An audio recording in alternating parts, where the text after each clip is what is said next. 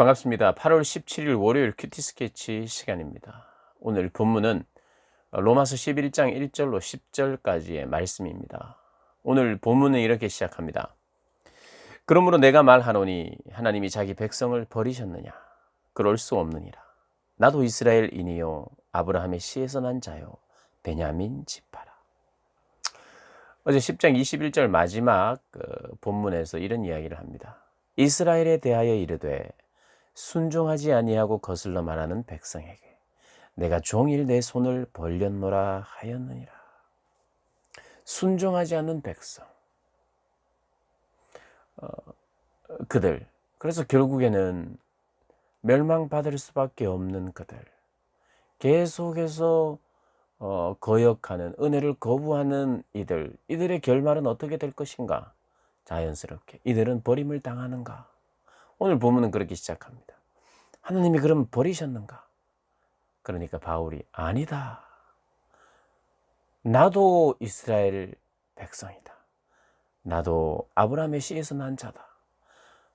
나도 베냐민 지파다. 선택받은 그렇게 이스라엘의 백성이라는 거예요. 내가 이스라엘 사람이다. 유대인이다. 나도 하나님 버리지 않았다. 비록 소수이지만 은혜 주시고 깨닫게 해주셔서 주님을 알게 되고 만나게 하신 주님이 나를 남겨두셨다. 나에게 기회를 주시고 은혜를 베푸신 것처럼 유대인들을 향한 하나님의 은혜와 기회가 있다. 버리지 않는다. 이렇게 말합니다. 근데 사람들이 그래도 너무 없다. 아무도 없는 것 같아. 그런 생각을 할 때 또 사도 바울이 이야기를 하죠. 너희들은 성경에 엘리야를 가리켜 한 말을 기억하라. 그게 이제 2절, 3절, 4절 말씀입니다. 뭐냐? 하나님이 그 미리 하신 자기 백성을 버리지 아니하셨나니 너희가 성경이 엘리야를 가리켜 말한 것을 알지 못하느냐? 그가 이스라엘을 하나님께 고발하되 이스라엘을 하나님께 고발했어요. 여기에는 이제는 소망이 없다고. 자기 외에는 주님, 우리 하나님을 믿고 신뢰하고 따르는 믿음을 가진 자가 없다고 말했습니다. 나도 죽여주십시오. 이렇게 이제 절망적인 선언을 할 때 하나님께서 이렇게 말씀하셨습니다. 주여, 그들이 주의 선지자들을 죽였으며 주의 제단들을 헐어버렸고 나만 남았습니다. 내 목숨도 찼나이다 라고 이렇게 말하자 3절이었습니다. 4절에 그에게 하신 대답이 무엇이냐? 내가 나를 위하여 바알에게 무릎을 꿇지 아니한 사람 7,000명을 남겨두었다 하셨으니, 네 생각에는 그런 것 같은데 나는 바알에게, 우상에게 무릎 꿇리지 않은 7,000명의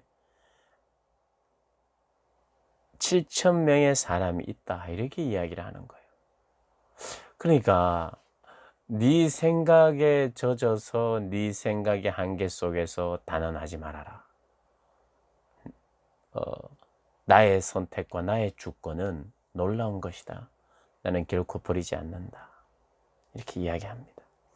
그러면서 결론적으로 5절에 그런즉 이와 같이 지금도 은혜로 택하심을 따라 남은 자가 있다. 이렇게 이야기해요. 하나님 버리신 것 같아. 그렇지 않다. 남은 자를 통해서 하나님은 다 돌아오게 하신다. 오늘 그 이야기를 하시는 것입니다. 그러면서 이제 6절에 만일 은혜로 된 것이면 행위로 말미암지 않음이니 그렇지 않으면 은혜가 은혜되지 못하느니라. 그런즉 어떠하냐? 이스라엘을 구하는 그것을 얻지 못하고 오직 택하심을 입은 자가 얻었고 그 남은 자들은 우둔하여 졌느니라. 이스라엘이 진지하게 구했다는 거예요. 이스라엘이 구하는 것을 얻지 못했다. 이스라엘은 그냥 하나님 저도 구원받고 싶어요.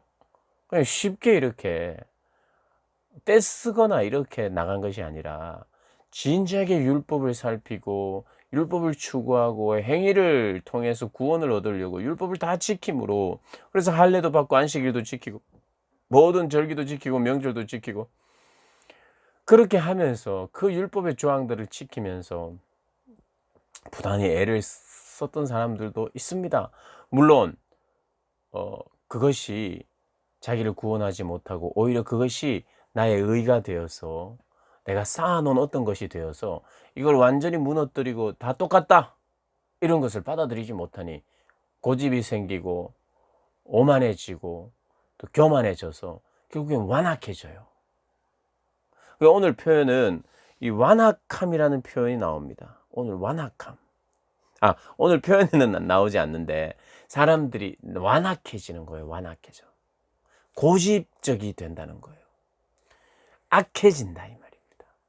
어떻게 하면요? 하나님의 복음을 받아들이지 않으면 악해져요. 여러분, 우리가 악하다는 것은요, 못된 생각하고 나쁜 생각하고 막 죄 짓는 생각하고 막 이것만 하는 것이 악한 게 아니에요. 이 하나님의 복음의 말씀을 완전히 거부하고 하나님 없다 그러고 막 하나님을 저주하고 이런 사람들만 나쁜 사람이 아니에요. 이런 사람을 완악한 사람이라고 말하지 않아요. 물론 그런 사람도 나쁜 사람, 악한 사람은 맞아요. 그런데 성경이 말하는 악한 사람은 그것과 동일하게, 그리고 주되게 악하다 말할 때는, 완악하다라고 말할 때는 뭐냐 하면, 이 유대인들이 자기의 고집이 자꾸 쌓였어요. 왜요? 자꾸 율법을 지키면서 이렇게 쌓아왔거든요. 이것을 다 무너뜨리고 내가 한 것은 아무것도 아니고 오히려 구원의 방해가 되었다는 것을 인정하기가 쉽지 않아요. 예수 그리스도를 인정하지를 못하는 거예요. 어제 말씀드렸듯이. 왜냐하면 자기가 이렇게 율법으로라도 행해 놓은 것을 자랑하고 싶고, 그것도 어느 정도는 내가 상 받을 만하다고 생각하는 거예요. 그래서 그게 자기 의의를 쌓는 거거든요. 근데 그것을 하나님 완전히 버리라, 그것으로는 가능하지 않다, 그리스도를 의지하고 나가야 된다라고 할 때 그것을 받아들이지 못하는 사람들이, 전통적으로 율법을 지켜온 사람들이 그걸 못 받아들여요. 하나님의 복음을 못 받아들이니까 고집이 생기고 예수 그리스도를 거부하게 되는 거예요. 이 진리를 정말 내가 진지하게 고민하고 예수 그리스도만이 오직 길이요 진리요 생명이심을, 그리고 나에게는 그 어떤 근거도 어떤 의의도 없는 그런 것이 바로 복음이라는 것을 진지하게 살피고 그것을 받아들이고 그것을 이해하려고 하고 깨달으려고 하는 그런 마음 없이 그것을 계속해서 거부할 때 생기는 마음이 뭐냐? 악함, 완악함인 거예요. 유대인들이 완악하다, 악하다는 것은 그들이 정말 도둑질하고 강도짓하고 밤낮 모여서 술 먹고 음란하고 이래서 그들이 고집적이고 악하고 독사의 새끼들아, 이렇게 예수님이 말씀하신 게 아니에요. 그들을 향하여 하나님이 악하다 말한 이유는 복음을 받아들이지 않고 거부하면서 예수 그리스도를 거부하고 그것을 알기를 싫어하고 거기에 귀를 막고 이러므로 말미암아 자기의 교만함이 점점 굳어져서 겉으로는 외식이 있어요. 겉으로는 나쁜 짓 안 합니다. 그러나 그 속은 다 문드러져 있는, 복음을 받아들이지 못하는 그것이 악한 거예요. 그래서 이렇게 저렇게 종합했을 때 여러분, 나쁜 짓 하는 것도 악한 거 맞습니다. 반드시 기억해야 됩니다만은 예수님을 거부하는 것이 그 자체가 악하고요. 그것을 거부하다 보면 점점 더 악해진다는 걸 우리가 기억해야 돼요. 그래서 예수님 그분 한 분을 중심으로 악함과 선함이 있는 거예요. 도덕적인 것은 물론이고요. 그러나 도덕만 있으면 안 되는 거예요. 그래서 악함의 기준, 성경이 말하는 악함의 기준은 도덕과 윤리의 기준하고는 달라요. 악하냐 선하냐 여기에 대한 기준은 언제나 더 중요한 잣대와 기준이 있는데, 예수를 중심으로 하는, 예수를 받아들임으로 시작하는, 그렇게 시작하지 않으면 악해지는 거예요. 잘 기억하시기를 바라요. 그래서 유대인들이 그렇게 완악해졌어요. 악해졌어요. 오늘 기억해야 합니다. 많이 쌓아놓고 자랑할 거리들을 가지고 있는 사람들에 의해서 하나님의 나라는 번성하고 하나님의 역사가 일어나는 게 아니에요. 정말 받을 자격 없고 정말 죄가 많고 이래도 그 하나님의 이 전적인 복음의 말씀을 있는 그대로 받아들이면서 감격하면서 내 죄를 다 사하신 그 그리스도의 은혜를 정말 받아들여서, 어떻게 보면 다른 사람들이 볼 때는요, 저 1시간 동안 정말 그 극악무도한 저 사람이 1시간 동안 예배드리고 회개 한번 했다고 해서 그걸 다 용서받았다고 말하고 자유하다고 말하고 저렇게 기뻐하는 것을 사람들은 용납할 수가 없어요. 그런데 복음은 그런 거예요, 여러분. 여러분, 우리가 주의하셔야 됩니다. 책임 없이 나는 이제는 뭐 자유해요. 나는 용서를 받았어요. 악했던 사람들이 자기 반성도 없이 그런 근신하는 시간도 없이 다른 사람들에게 막 자랑하는 거, 그냥 막 대놓고 내가 예전에는 잘못했는데 나는 끝났어요. 무책임한 이런 이야기 해서는 안 돼요. 그러나 복음의 내용은 사실 복음을 제대로 한번 만나면 하나님께 정말 감사하면서 내가 용서받은 것을 확신하게 되는 게 복음입니다. 사람들에 대해서는 미안해하고 겸손해하고 그들의 마음과 그들을 배려해서 표현하는 것을 참 쉽게 하면 안 돼요. 내가 준 상처도 있고 내가 끼친 손해도 있고 그런데 나는 용서받았어요. 나는 잘 됐어요. 이렇게 말하는 것은 무례함이 맞습니다. 그러나 복음의 정수, 복음의 진수, 그 진수는요, 회개의 몇 마디가, 진심 어린 회개의 몇 마디가 참된 하나님의 용서와 사랑이 담겨 있음을 알아서 회개하는 참된 회개가 그를 진짜 새 사람으로 만들어 놓는 게 복음이에요. 복음. 그래서요, 나도 그런 은혜를 받았기 때문에 그들도 그런 은혜를 받을 때 그것을 용인해 줘야 돼요. 이스라엘 백성들이 못한 게 뭐냐면 이방인들을 용납할 수가 없었어요. 한 번도 율법을 추구하지 않고 신앙생활의 모양도 없이 살던 사람이 예수 그리스도를 믿어서 의롭게 되었다고 하고 구원을 받았다고 하고 교인이 되고 성도가 되고 또 주의 일을 하고 자유한 가운데 사는 것을 받아들이지를 못하는 거예요. 받아들이지를 못하는 거예요.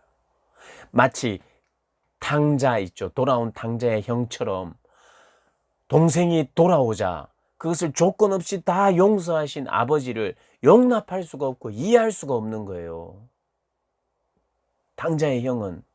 그리고 당자도 믿고 당자를 용서하신 아버지도 믿고 그런 거예요. 유대인들이 그랬다는 거예요. 그러니까 자기는 그 복음, 예수의 복음을 믿지를 못하는 거예요. 그게 걸림돌이 된 거예요. 어제 본문 말씀처럼 걸림돌이 됐어요. 그래서 오늘 표현을 이렇게 하는 거예요. 8절부터 10절이 그 표현입니다. 그들이 우둔하여졌어요. 그들이 그런 완악함 속에 있으니까. 어떻게? 그래서 그것을 이렇게 표현합니다. 기록된 바 하나님이 오늘까지 그들에게 혼미한 심령과 보지 못할 눈과 듣지 못할 귀를 주셨다는 것 같으니라. 하나님이 그렇게 주셨기 때문에 완악하게 됐다는 뜻이 아니라 완악하게 하심도 완고하게 하심도 내버려 두심도 다 하나님의 주권 아래에 있기 때문에 그런 의미에서 이런 표현을 하는 거예요. 하나님이 의도적으로 막 눈을 뭐 감기고 안 보이게 했다는 뜻이 아니에요. 무슨 말인지 아시겠죠? 또 다윗이 이르되 그들의 밥상이 올무와 덫과 거치는 것과 보응이 되게 하시옵고 그들의 눈은 흐려보지 못하고 그들의 등은 항상 굽게 하옵소서 하였느니라. 보지 못하고 굽게 되고 알지 못하고 이렇게 유대인들이 완악하게 되었다는 거예요. 우리도 그렇게 완악하게 될 수 있습니다. 전적인 하나님의 은혜에 의해서 하나님의 나라는요, 전적으로 택함을 받고 전적인 은혜 가운데 진심으로 용서를 받은 자들을 통해서 그들이 경험한 성령을 통해서 성령의 역사함을 통해서 그렇게 하나님의 나라는 번성하고 하나님의 역사는 이루어지는 거예요. 그 이방인들을 용납하지 못하는 거예요. 그럼 이방인들만 구원받았나? 아니요. 그렇게 열심히 살았던 이렇게 유대인들처럼 고집적으로 완악함 속에 있었던 사도 바울도 하나님 변화시켰고 기회를 주셨듯이 유대인들에게 기회를 주신다고 오늘 본문은 이야기하고 있는 거예요. 유대인이든 이방인이든 하나님의 은혜로 말미암아 그 은혜를 진짜 경험하는 자로 말미암아 그래서 사도 바울은 이렇게까지 이야기했잖아요. 내가 이제까지 배워온 거, 내가 아는 거, 나의 지식, 나의 가진 그 모든 것을 배설물처럼 여기노라. 내가 쌓아왔던 의를 배설물처럼 여기는 것이 은혜를 아는 자의 고백입니다. 이 복음 아래에서 참된 해방감을 누리고, 그리고 하나님께 감사하며 살아가는 복된 여러분 되시기를 주님의 이름으로 축복합니다.